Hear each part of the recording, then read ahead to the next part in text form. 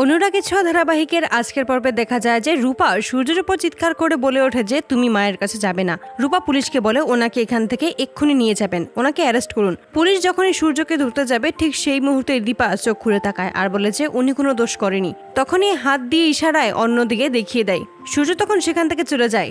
সেখান থেকে গিয়ে কুন্তলার সামনে এসে দাঁড়াতেই কুন্তলা বলে যে সূর্য তুমি এখানে। এই বলেই যখন পালিয়ে যাবে তার আগেই সূর্য বলে ওঠে যে মম আমি তোমার ছেলে রুডি। মুখে হাত দিয়ে বুঝতে পারে যে মেকআপের মাধ্যমেই রুডি সূর্যের চেহারা নকল করেছে। রুডি তখন বলে আমি মেকআপ করেছি সূর্য সেনগুপ্তর মতো করে, আর সূর্য সেনগুপ্ত সেজেই দীপা সেনগুপ্তকে আমি মেরে ফেলেছি। খুব শীঘ্রই ওই সূর্য সেনগুপ্ত জেলে যাবে।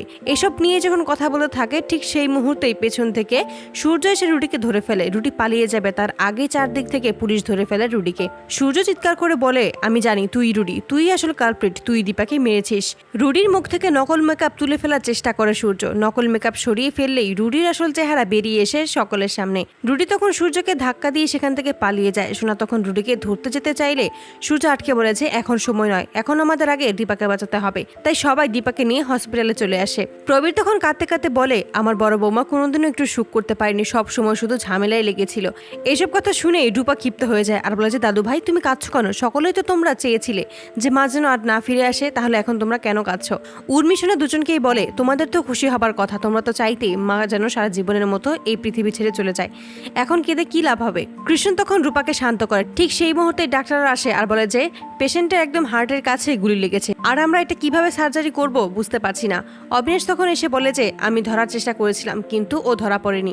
ডক্টর এটাও জানায় যে পেশেন্টের অবস্থা খুবই ক্রিটিক্যাল, এরকম সার্জারি যারা করতে পারে তারা এই মুহূর্তে এখানে নেই। কৃষ্ণ তখন বলে যত টাকা লাগবে আমরা দেব, আপনি যত দ্রুত সম্ভব একটা সমাধান করুন। তখনই ডক্টর জানায় যে ডক্টর এখানে আসতে পারবে, তবে কালকে সকালের আগে কোনো ফ্লাইট নেই। বাড়ির সকলে তখন সূর্যকে বলে দীপাকে বাঁচানোর কথা। সকলে মিলেই তখন চিন্তা করতে থাকে। ঠিক সেই মুহূর্তে সূর্যকে সোনা কোথাও দেখতে পায় না আর বলে যে বাবা কোথায় চলে গেছে। অপরদিকে দেখানো হয় সূর্য তার নিজের মতো করেই ডাক্তারি পোশাকে আবারও চলে আসে দীপার সার্জারি করানোর জন্য।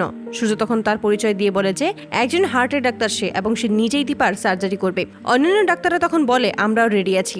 দীপার সার্জারি করার সময় সবকিছু মনে পড়ে যায় সূর্যর। সে বিয়ে করেছিল দীপাকে, দীপাই তার স্ত্রী। অপরদিকে সোনা বলে যদি মায়ের কিছু হয়ে যায় আমি কখনোই নিজেকে ক্ষমা করতে পারবো না। মা বারবার আমাকে রক্ষা করতে চেয়েছে, বারবার সত্যিটা তুলে ধরার চেষ্টা করেছে, কিন্তু আমি মাকে ভুল বুঝে গেছি। রূপা তখন সোনার কাছে এসে বলে আমার আগে ভয় করেছিল কিন্তু এখন আর কোনো ভয় নেই।